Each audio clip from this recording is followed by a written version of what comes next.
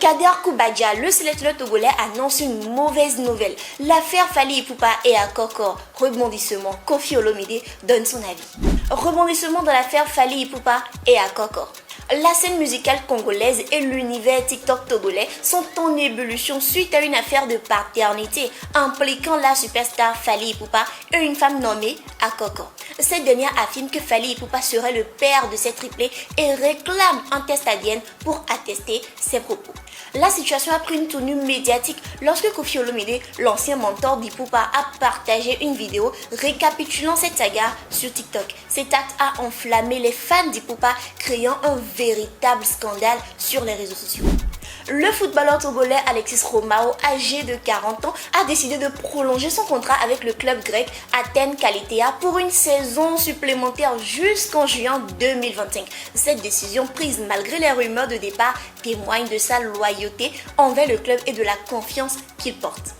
La prolongation de son contrat finalisé il y a plusieurs semaines n'a pas encore été officialisée par le club, mettant en lumière la discrétion qui entoure souvent les négociations de contrats dans le football professionnel.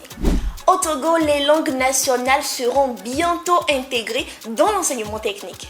Le Togo s'engage dans un projet innovant qui vise à intégrer les langues nationales dans les programmes d'enseignement technique avec l'appui de l'UNESCO. Lors d'une réunion tenue à Lomé les 13 et 14 août 2024, un comité technique a travaillé sur le modèle pédagogique pour intégrer ces langues dans la formation professionnelle. Cette initiative, qui inclut également les technologies de l'information et de la communication TIC, pourrait améliorer l'accessibilité de l'éducation technique et favoriser l'employabilité des jeunes Togolais en rendant la formation plus pertinente et adaptée aux réalités locales. Urgence, le capitaine Traoré envoie plusieurs magistrats au front.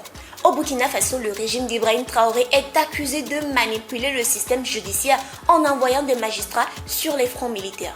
5 magistrats, dont Abdul Gafarou Nakro, ont été réquisitionnés pour soutenir l'armée dans sa lutte contre les groupes armés.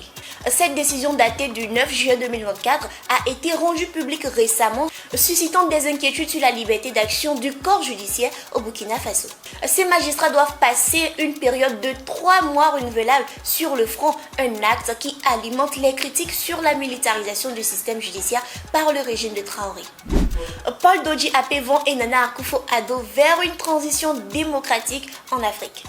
Le réforme de l'Union démocratique africaine UDA, tenu à Accra du 6 au 10 août 2024, a rassemblé plusieurs partis politiques de centre-droit africains, dont les Forces démocratiques pour la République du Togo, représentées par Paul Dodji Apevon. Ce forum a notamment mis en lumière les défis politiques au Togo à travers une table ronde dédiée à la promotion des transitions pacifiques et à la lutte contre la confiscation du pouvoir. Lors du forum, les participants ont visité la Jubilee House, la résidence officielle du président ghanéen Nana Akufo-Addo, et ont salué l'engagement à respecter les principes démocratiques en se retirant en janvier 2025. Les discussions ont également souligné l'importance des institutions démocratiques fortes pour faire face aux défis sécuritaires en Afrique. Le président Akufo-Addo a reçu des cadeaux symboliques en reconnaissance du rôle du Ghana dans la promotion de la démocratie en Afrique. Épervier du Togo, Kader Koubadia annonce le report d'un colloque. Le football togolais a été secoué par l'annonce du report d'un colloque organisé par Kader Koubadia visant à renforcer l'unité au sein de l'élite sportive du pays. Cet événement, qui devrait rassembler d'anciens internationaux, a été reporté en raison de circonstances imprévues et de retours principaux des anciens joueurs, comme l'a expliqué le sélectionneur national par intérim sur Facebook. Ce rapport soudain a laissé des fans perplexes. Ceci perturbe l'espoir de cohésion au sein de la communauté footballistique togolaise. C'est Farida Dinola sur l'ONU Actu. Restez connectés pour ne rien manquer de l'actualité nationale et internationale. Et ne manquez pas les rendez-vous des lives. Lomé Actu.